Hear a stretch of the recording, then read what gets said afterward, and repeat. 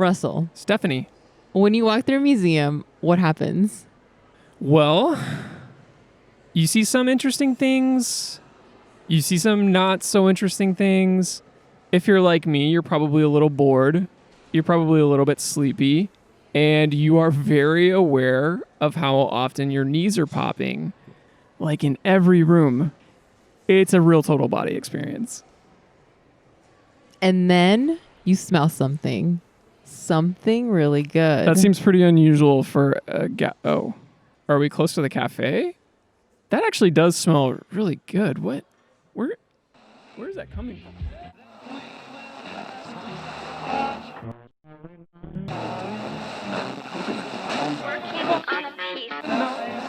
Schon gar nicht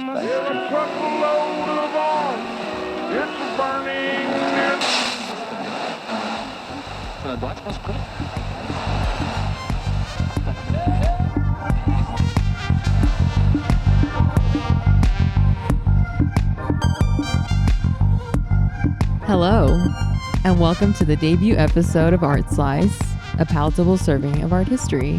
I'm Stephanie Duenas. And I'm your co-host. Are we not doing co-hosts? No. Oh, I didn't get the memo. I'm Russell Shoemaker. Today we will be discussing a painting called Dominant Curve by Wassily Kandinsky from 1936. But first, since this is the debut episode of ArtSlice Podcast, we would like to introduce ourselves in a little bit more detail and give you the mission of our podcast. A little bit about me. I'm an artist. I have a dual Bachelor of Fine Arts in art history and painting. I know how to paint and I can tell you art stories. I've worked in a few museums, both in the States and abroad. And I have had a 50-year career as a structural engineer. I lost my eyes in a boating accident, and so right now they've been replaced by dog eyes. A brave dog donated their eyes to me, which has made learning about art very challenging. I'm not here for this fake narrative, that's for sure. Oh, you didn't like the direction I was going? No. I am also an artist. I've worked in galleries. I've worked at art colleges. I've taught all levels of students, all ages of students. Even the very young and the very old. And I helped open... What about the restless? I don't get it. And I even helped open an art school in China. Just full disclosure, just in case... Why are you laughing? We are wed. Ew! We're wed. I do not like the sound of that. We are married. We are husband and wife. We are husband and wife. We have our baguettes have bumped, as they say in Paris. So why are we doing a show about art history, you might be asking yourself? That's a good question to be asking. Well, no one's really done a show in the way that we would want to cover art history. So Steph and I both love making art. We like to talk about art. We like to argue about art. But we really don't like the exclusivity, pretentiousness, and privilege that often surrounds the artosphere. That's right. We believe that art is meant to be enjoyed by everyone, but it's not always accessible. Museum fees can be steep. You can't make it to the gallery, that artist talk, or museum lecture. And then you find the time and you get there, and then you can't understand anything anyone is saying because they are art speaking. Here, the artist over imaginatively suspends the voyeur's transversal vignettes whilst propelling an infinite perspective, simultaneously engendering the practicum of hierarchical dichotomies. Yes, exactly not like that. Our goal of this podcast is to remove those obstacles for you and to cut back on the art speaking, at least 10 or 20%. It's hard work to make good art. So you'll often hear us refer to artwork or an art piece simply as the work, because that is what it is. You're clocking in and you are spending hours on your art, whatever that art is. Artists will often get together and discuss each other's work, which is called a studio critique. They critique each other's artwork and share what they're doing well and what they think they might need to improve on. So, Steph, if I came to you in your studio What and you I do? said, Steph, I don't like all these sparkly materials you're using. Well, I would ask you to get out of my studio. No, I'm just kidding. I would say, well, why, Russell? Why do you not like all the sparkly? So that feedback can be encouraging, but it can also be tough. It's tough love. The goal is to be constructive. You're not just tearing someone down. You actually want them to learn something from your feedback. Studio critiques are a great time where artists get to be really nerdy about their craft with fellow artists. So we thought, why couldn't we go into Picasso's studio and give them a critique? Or Frida Kahlo's studio and give her a critique? We know that everyone's taste in art is sometimes very relative to what their personal tastes are. It's just like music. Sometimes your tastes are just what your tastes are. We believe if you like a piece, that's good. If you hate a piece, that's maybe even better. If you're bored by a piece and you've given it a chance, you've actually given it an honest chance, that might mean that work is just, it doesn't have anything going for it. We want you to be able to distinguish why and what it is that you do or do not like. Art is, it's really, when you get down to it, art is a language, and we're going to try to let you into how artists are speaking. We've decided, instead of discussing an artist's entire body of work, that we would focus on just one artwork at a time. Because like we all do, artists change, they evolve, and almost 100% of the time, artists die tragically of syphilis. So that might mean that we really don't like that one Frida Kahlo piece, but we like some of her other works, and that's okay. Some people feel like they can't dislike a historical piece of art simply because it's spelled with a capital H, right? But you totally can. But simply dismissing a work and saying your kid or your dog could paint that is not a good reason. Or elephant. Elephants paint too. They do? Yep. We want you to be able to explain why you hate that Picasso painting, but also understand why your toddler could not, in fact, have done that. My toddler could. In the same respect, we might cover an artist who was a total piece of shit in their lifetime. And we're not going to pull any punches if the evidence backs that up. But we might still happen to like a work that they've made here or there. That doesn't mean that their behavior doesn't cast an enormous shadow on their body of work. Art was meant to stand on its own, separate from the praise or controversy that it may have sparked in its day. But artists are human. They can be good. They can be bad. It's complicated, but we will try to be fair and solely judge the work. As best we can, we will shake off the dust, the baggage, the history, the celebrity, the syphilis, and drag the piece back to the critique room. No art is safe from the critique room. That was my wrestler voice. You like that?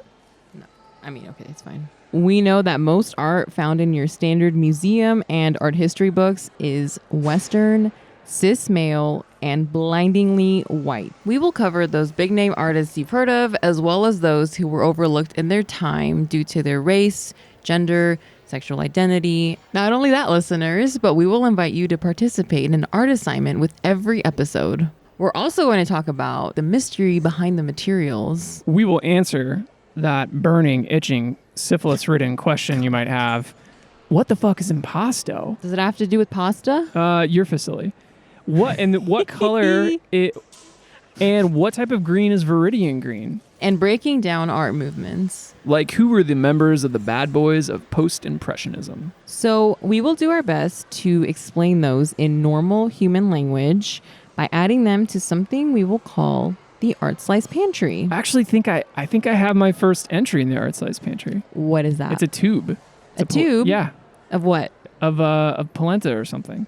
Oh my gosh, I love polenta. Actually, I'm looking at it again. It's a tube of oil paint. Oh, perfect. We'll cut that up. We'll make oil paint cakes instead of polenta cakes. No, that sounds dangerous. And you'll find out why, listeners, as that is our first entry. Take it away.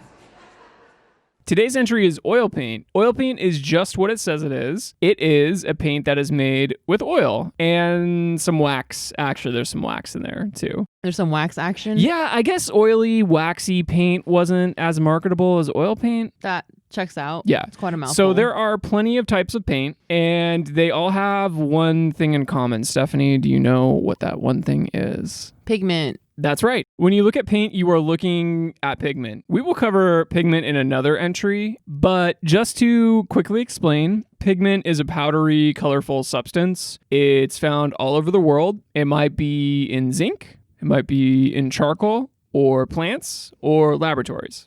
Bugs. Like carmine. Yeah, bugs too. Carmine. Oil paint, however, is unique from most types of paint. So I'm sure most of you have baked before. And when you've baked, you've maybe baked with oil or a similar fat. So you likely know that oil can be very good for holding things together, especially dry things. So you can imagine what would happen if you mixed dry pigments with an oil binder. So in oil paint, you're not really going for that cake batter type of texture, nor are you going for a very like runny salad dressing texture. You're going for somewhere in between those two things. And if you can imagine how easily that would spread on the canvas, you might understand why this is one of the most popular art mediums of all time. Like butter on toast? Like butter on toast. Chemically speaking, the oils that are used in oil paint dry when they're oxidized. Oxidized is just the chemical reaction of being exposed to oxygen. But the speed in which oil paint oxidizes is one of the reasons why it's so popular. It doesn't oxidize or dry very quickly at all, actually. So if you've ever painted with watercolor or you've painted your apartment walls, you know that paint dries pretty quickly. Oil paint, on the other hand, doesn't even start to dry for at least a day, if not several days. What this does is allow artists to do a lot of different things. They can work on a painting for a really long period of time, meaning that they can blend colors together. If they mess up, they can just take a rag and some paint cleaner and just wipe away anything that didn't work out and just try that part again. Oil actually is also able to handle more pigment, which makes the colors more powerful than your typical paint. Artists would call that saturation, so you would say that is saturated with color. Because oil paint is at the mercy of the pigments that are being used, expensive, quality brands of oil paint can have varying degrees of saturation and transparency. That's just because some pigments are naturally more transparent. Less expensive oil paint will have less pigment in it and more wax in it. And that does two things. It makes the texture of the paint more consistent, but it also limits the saturation of the pigment. So your colors might be more uniform, like they all sort of might have like a buttery texture, but you've lost a lot of your color.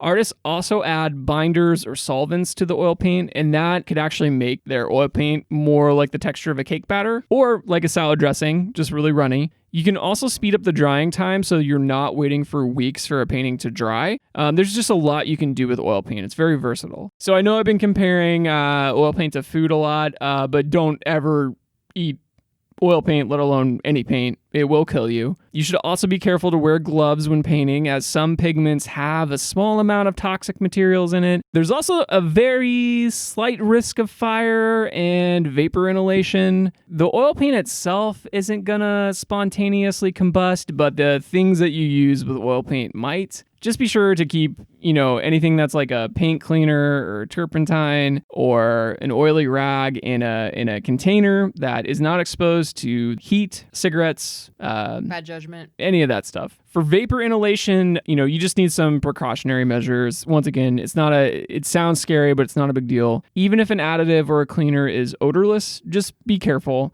Don't paint in a small closet with no windows. Try to paint in a larger room if possible, so there's some airflow going. If you do have a smaller room, just open a window. Russell, thank you so much for that compelling debut entry into our Art Slice Pantry. Well, the Art Slice Pantry is looking a little bare. Not some anymore. Dust. Some dust bunnies in there. Not anymore. It's all gone. Well, there's one thing in there now. We're gonna fill it up with so much knowledge. I'm so excited. Yeah. I have to be honest with you. Your entry did take me back. Took me back to Florence, Italy. Okay. Yeah. Firenze, is that how you say it? Firenze. Yeah, we saw an amazing oil painting there. We saw several, but there was one in particular that we were just like all about that one night. Do you remember?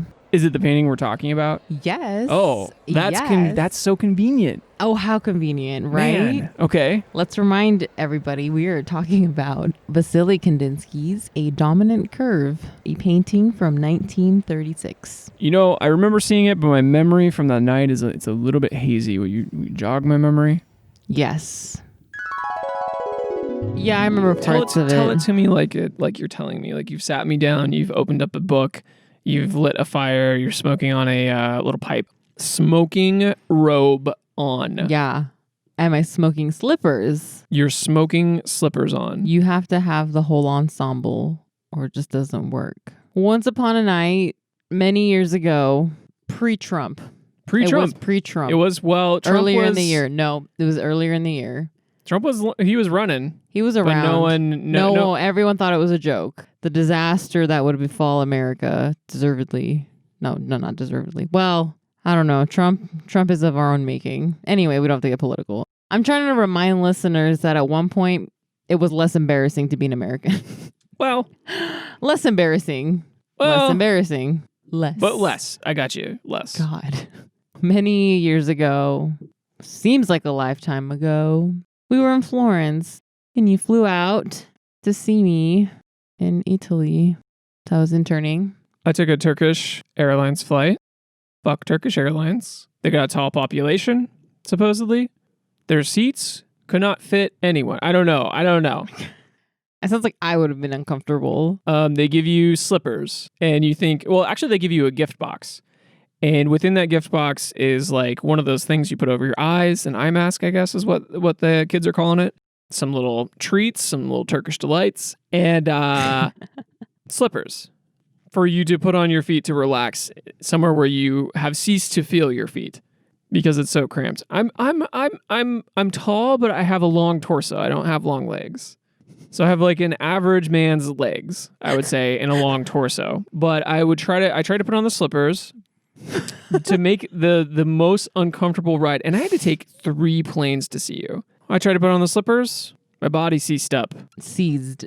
What'd I say? Ceased. Like my body seized up. Ceased to something. Oh my God, you poor thing. But then we're in Florence. Yeah, that's true. We're in Florence now. I may or may not have been thinking you were kind of being a baby about it. This night, we went to have pizza at the best pizza ever, Gusta Pizza. Florence is a really walkable city, so we walked after stuffing our faces with pizza. We walked across the river, over the Ponte Vecchio, and then to the Palazzo Strozzi where the show was. I'm jet lagged. Mm-hmm. I'm carb drunk. Yeah. I'm espresso drunk. It's a lot. I'm alcohol drunk. In that moment, it was like this weird equilibrium where everything was all hazy, out. Seeing fuzzy lights and pictures. And yeah, so we make our way to the show called From Kandinsky to Pollock. This painting we're going to be talking about today was certainly the star of the show. I feel like it made an impression on you, though, despite all the hazy and fuzziness. We had quite the argument over a Hans Hofmann piece. You didn't like it. Right. Kind of the premise of this show now that I think about it. We'll have to cover that piece. I'm good. So tell me your impressions of A Dominant Curve. I'm not really like a fan of Kandinsky, or at least I didn't think I was. And I think I walked into it and I was surprised that it was Kandinsky. It almost felt more contemporary. Interesting. In a way. Okay. What was great about it was the Kandinsky composition was there, but the shapes, they started to take shape other than just the flat geometric shape. Mm-hmm. They became semi-representational. Interesting. There was more dimension to them. Dimension, there was more yeah. shading and all that. Yeah, I have to agree with you. I was not expecting him to be the artist when I first saw that work. Like I first saw an image of it, and before I even read the name attached to it, I was like, oh, that's Kandinsky. Because when I think of Kandinsky, I think of a lot of primary colors and like large swaths of them, much more abstract, less representational. Like if I looked at it, I would be like, oh, that's a blank. So I was very taken aback by it. I was very impressed. Good. Actually, it's funny that you say that word, impressed. Kandinsky had a similar experience with the painting. He went to an impressionist show in Moscow, this 1896. So he's 30 years old at this point. He has a successful law career going on, and he attends this French impressionist show, and he is impressed by a painting by Claude Monet of Haystacks. Famous impressionist works are just like haystacks in a field, morning, middle of the day, evening, just gorgeous. But They're beautiful paintings. they are beautiful, right? I'm just saying a haystack, you're probably just thinking of like literally what it probably is, but it's so much more interesting if you see it. Kandinsky was so stirred by the color and composition of the painting, the haystack painting, he realized that was far more important than the depiction of the physical landscape. His emotional reaction to the color, the composition, to him felt like it was more important than the fact that it was a haystack. Here's a quote from Kandinsky. Quote, "I noticed with surprise and confusion that the picture not only gripped me, but impressed itself ineradicably on my memory. Painting took on a fairy tale power and splendor."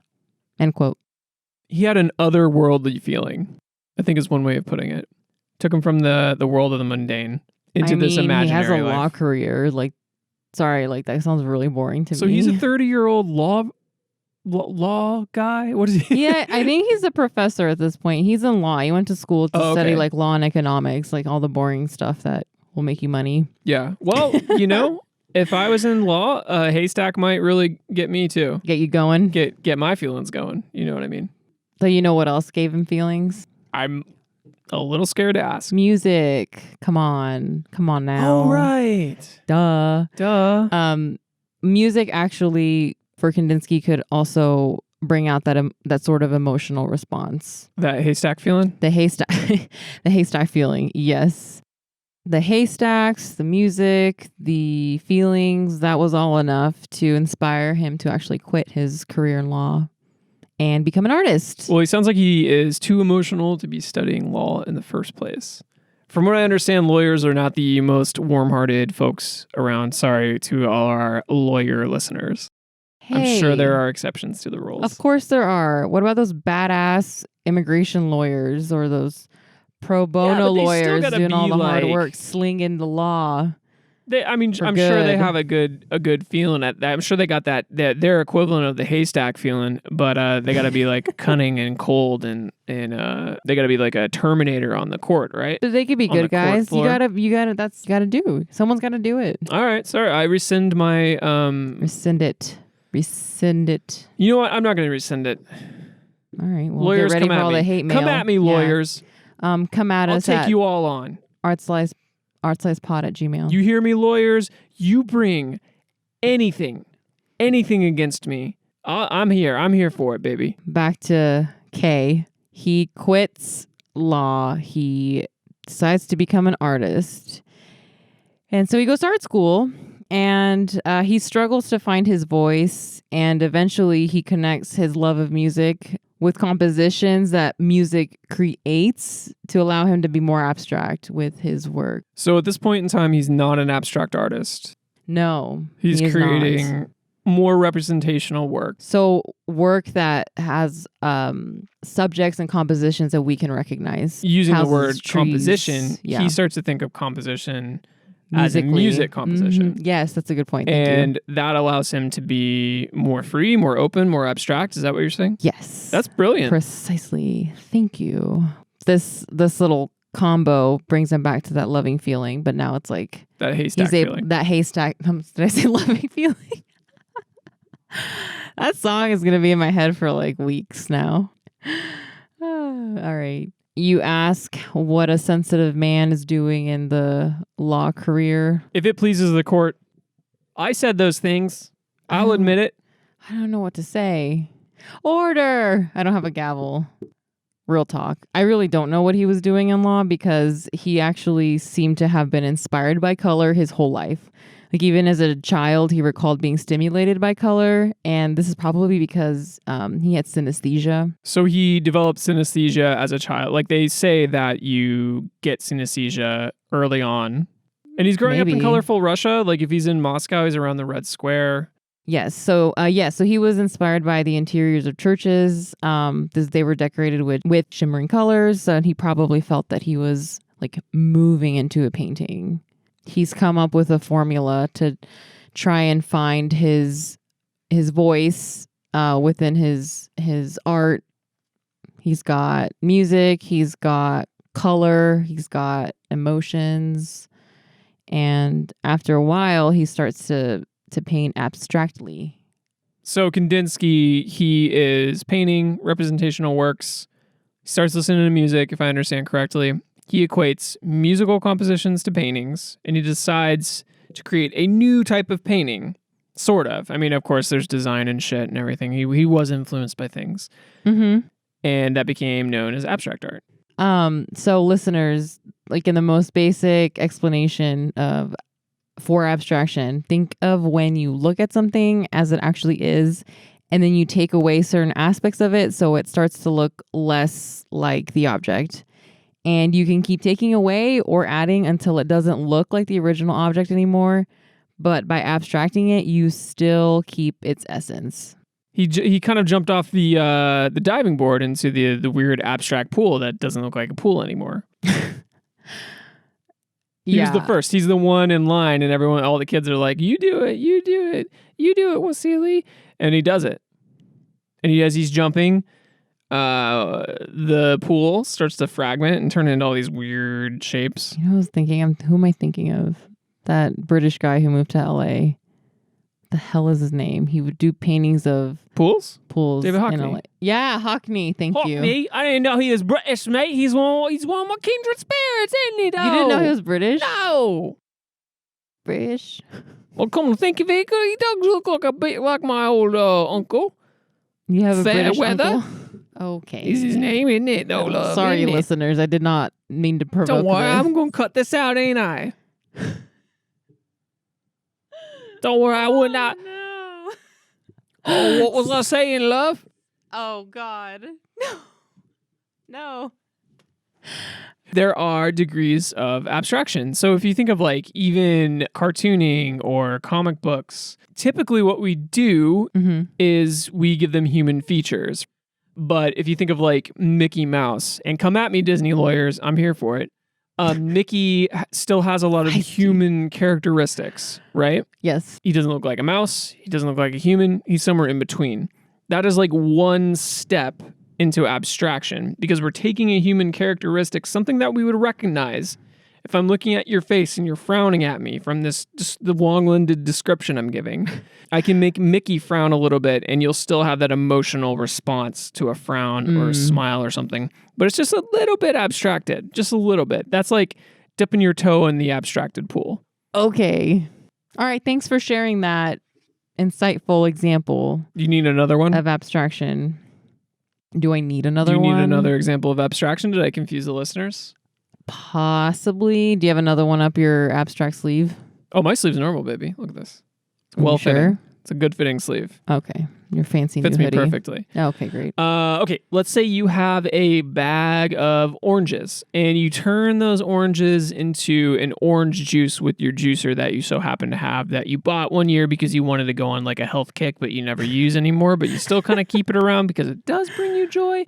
And it doesn't have like too much pulp. The juice, it has a little bit of pulp, just the right amount of pulp. So you take that juice, you put it in a Ziploc bag. Put that Ziploc bag in the freezer for several months. You forget about it. Things are in front of it. You've forgotten about it. It's all freezer burn. It's like 2023 at this point, right? It sat in there for a while. You decide to souffle it. So you put the bag in water. You souffle the water. I don't know what it does to orange juice. It does something to orange juice, right? I don't even know what souffle is. Then you put it in a blender. Right? Because you've moved on. You have a blender. You realize that a juicer only really takes the sugar out of the juice. It doesn't actually bring in all the nutrients like the fibrous materials, everything that your body likes, right?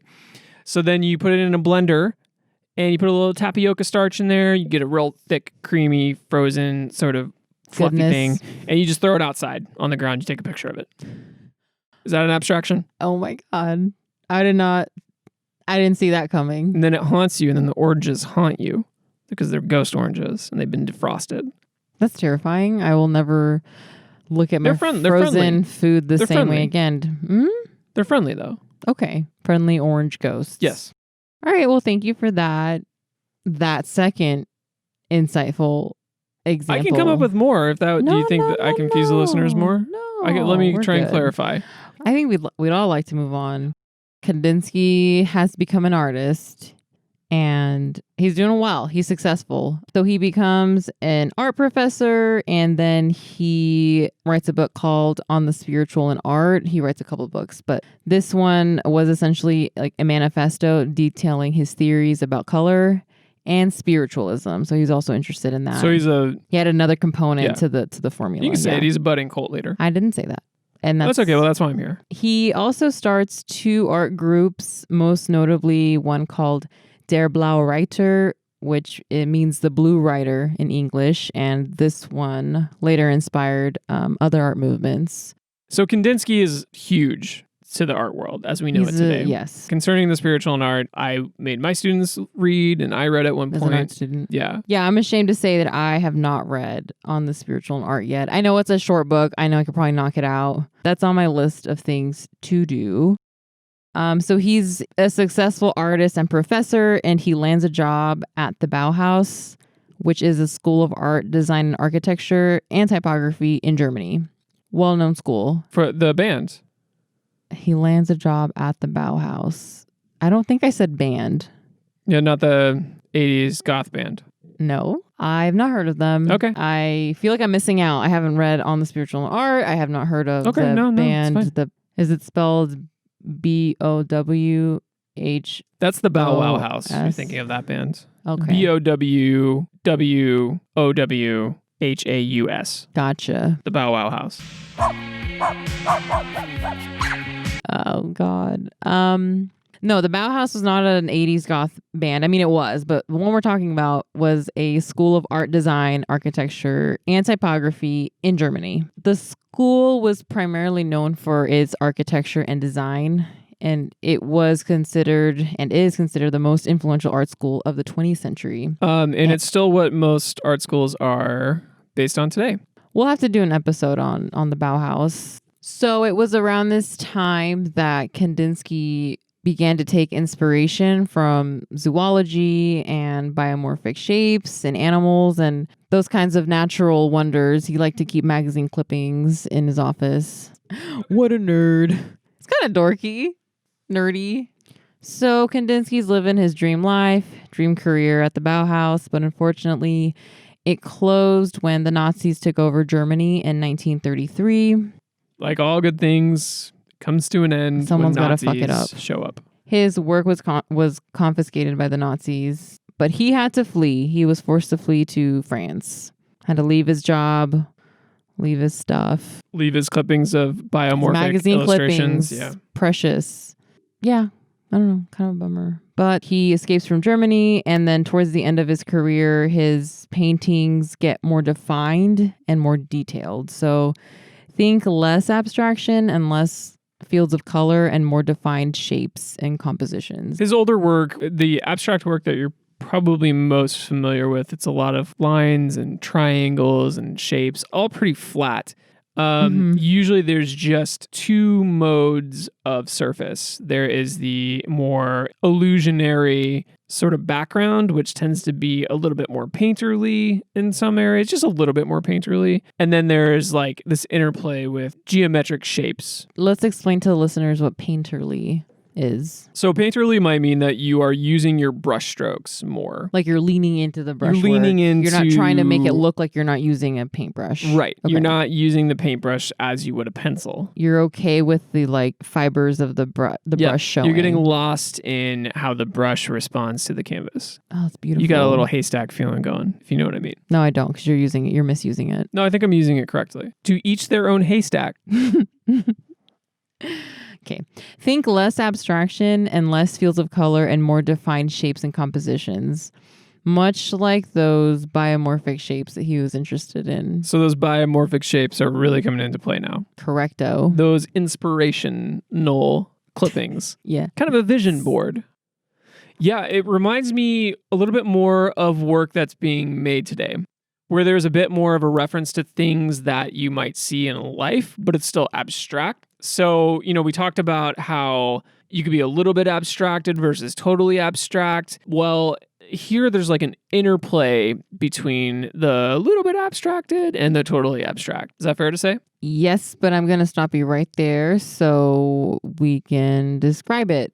Listeners, if you haven't had a chance to already, please check out the painting and other images at our Instagram at ArtSlicePod. For every episode, we will be doing a narrative, which is a written account of the art that we see in a more of a storytelling like manner. Is that right? Yes, we want to Make sure if you're driving your car that you're not pulling out your phone in front of your face and getting in an accident.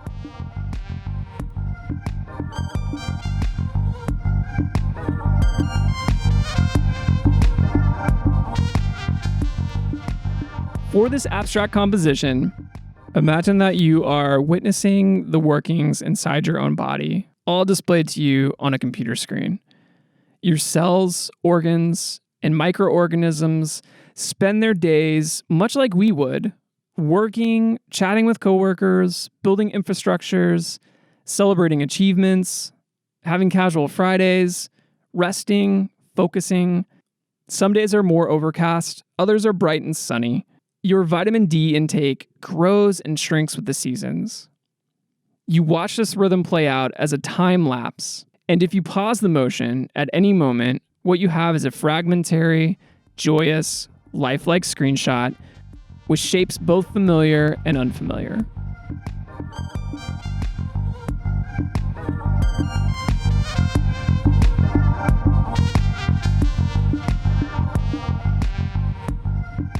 We are looking at an abstract composition. Spoiler alert. We got a bunch of different size shapes all kind of dancing together, wouldn't you say? Yes, they are of different colors and different opacities. Opacities, for those of you who may not have the art lingo, you could probably guess what it is. If you think of a spectrum from totally clear to totally solid, opacities are kind of what that spectrum is. If you think of a window that you can see through versus a window with a frosted glass on it, you can kind of just see a little bit of what's underneath, like the world outside, all the way up to like a wall that you can't see through at all. That is opacity. Opacity. So that means that the paint in some areas is thinner than in others. So I heard that he was using sand to give it a bit of a texture, right? He was doing areas. that around this time. So he was mixing sand in with his oil paint to give it like a more tactile texture.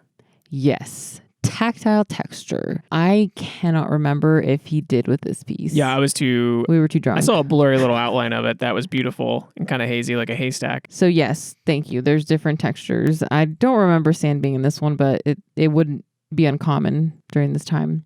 Some of the colors overlap, and that creates other colors and shapes. So he's doing two things here. He's planning out the composition so it looks like there are things that are overlapping, but that's a compositional device that he's using, and he's plotting these out very carefully. But in some areas it does overlap. There is that sort of opacity that we're talking about. In a way, he's a composer and or conductor. Ooh. He's standing there in front of the orchestra waving his baton. Do you think Kandinsky painted like a Conductor? maestro? Is that what they're called? Maestro? Conductor, yeah. Maestro. No, of course not, because this paintings wouldn't look anything like this. He had to really plot these out. That makes sense to me, though, because when you're listening to music, obviously there's a lot of layers and a lot of instruments. The sound the instruments are making, the music overlaps with other instruments. When you harmonize, that would create a different color, different textures and whatnot. So I would say that this is a festive and animated composition. All that being said. But it's also very, like, while it feels like it's moving and it's oscillating on you and almost floating on you, you can see the time and effort Kandinsky took to really nail in a particular composition. This is not what we would call painterly. There's some painterly stuff going on in the background, but overall it's almost like they feel like they're cut out shapes in a way. I say it's festive because there's quite the complicated color palette.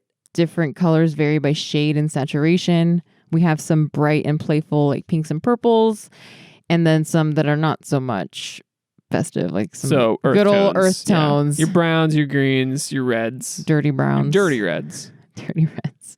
There are all kinds of shapes, some organic, some not. I have names for some of them, but for the ones I don't, I will try to describe them as best as You I have can. names for these shapes. I have names. Okay. I named them. All right. Square. So like we said, there's all kinds of shapes, but I'm going to talk about the larger ones because there's a lot. I think what we tend to do with abstract work is that we try to look for something we can recognize, and from there we read the rest of the painting in this case. So I'm going to start with this little staircase I see in the bottom right corner. It's the most prevalent piece in the painting that looks like something that you would see in real life. Like it legit looks like a staircase. And it gets even better because it looks like there's a little like triangle party banner draped across one of the stairs. It kind of starts to look cartoony because like the shadows are like purple and blue, but the stairs are white. You know what it reminds me of is early 90s animations like Ren and Stimpy, which was based on like Hanna-Barbera, which they would do like a stuff that was partially like the background was painted. Like the Jetsons? Yeah, the background was always painted and didn't have a defined black outline, but the animated figures had a defined black outline. Interesting. It's all coming together. That being said, above this staircase is a like pink mutated jelly bean shape. It's got a little texture going on. Doesn't look like a jelly bean to me. I said a mutated jelly bean. Okay. Think of like 5 jelly bellies. It looks like an organ or a sausage. Gross. A pimply sausage. I don't know what to say to that. That is, gross. So over to the left of the jelly bean shape, there is another long shape, like a wavy rectangle with several different colors and several different shapes inside. Looks like a long flag being Waved in this like festival. Waving in the wind. It could be a lot of things. It's really beautiful. It's like flying through the composition. Yeah, it is beautiful. There's a contrast of this primary green with this primary red that normally I wouldn't like, but the way that he's surrounded it with white and all these pastel sort of colors makes it seem like that is the most saturated paint. That's funny that you mentioned that because I think alone those two colors would have been like Christmas, but there's all these other colors that make me think it's a party, not a Christmas party before that. I think the shape is probably the dominant curve, like the one mentioned in the title. I would think so. It's the biggest dominant curve there is. Exactly. So just below this dominant curve, we have 2 thin, elongated shapes. Think about when you were a kid and you cut up construction paper. There were all these thin, cut up shapes that you couldn't do anything with. Like, so you're done snipping your hand turkey. Yes, your hand turkey, and then you're left with all these little scraps, and you don't know what to do with them. The little pieces between the fingers of the hand turkey. Yes, you are on point. Yeah, you are on point. Yes. So that's what that looks like. I don't know what kind of shape you would call that, but just think about a cluster of those, or a pair of very defined eyebrows. If we move up from the eyebrows to the middle left corner, there is a large yellow circle, and on top of it, there are some sharp looking shapes. These look more like spider legs, and they look more intimidating. This reminds me of Paint. Microsoft, that Paint program. MS Paint. This reminds me of MS Paint. You know what I'm talking about, right? Yeah. You had a computer, right? Yeah. Okay, great. One of the first ever made, because I'm old. Okay, all right. So you would get the cut tool and you would like zigzag it all around, and you would get the fill bucket and then you would only fill in like the open parts, and then the parts that don't fill up were like diamond shapes. They kind of left these like sharp sort of diamond looking shapes. Yep. Diamond. Diamonds in the rough. Diamonds in the paint. So, Steph, does this make you think of music or like a spiritual presence, for lack of a better term, like God? I mean, he was so into like music and that spiritual feeling that he got from looking at art or music or listening to music. Does that give you any of that feeling? No, not exactly. I think spirituality probably means something different to everybody. For me, though, I think this just reminds me of better times. I think I have like a sentimentality attached You have to that it. Florence nostalgia attached to it. Yes. Oh. A different time entirely. Just seems like so long ago. I think the colors and the fact that these shapes like emanate movement, I think is energizing in a way. Like I don't feel like it's stagnant. I look at it and I feel like I'm looking at I don't know. I feel like I'm looking Do you at know the what I mean? Olympics or something, right? It's kind of athletic in a way. Something that is moving. I don't like. I want to say the antonyms, which is it's not static. It's not a lava lamp. Like, you know what I mean? No, like, but what it is is the at the word? same time. What's so great about it is it is kind of static at the same time, right? It's like he is painfully rendering the shapes that you would see in a lava lamp, which are fleeting. So it's kind of like he's taking this snapshot of these very fleeting moments. It's very beautiful in that regard. And all that being said, like it's the feeling though. It's the That feeling, haystack. it's that haystack It's the feeling. haystack feeling. I get a haystack feeling from it. Absolutely.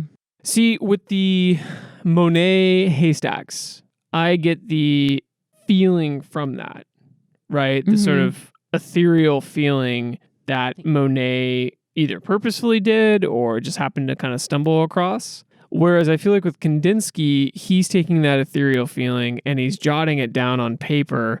He's almost like illustrating it for us. Like he's throwing it under a microscope and Yeah, blowing it up. Exactly. Yeah. Like, and he's recording it. He's writing it down. He's very Like, scientific about it. It's a very scientific piece. I would say that his other work is incredibly scientific. It's almost a little bit rigid and boring for me, for my tastes.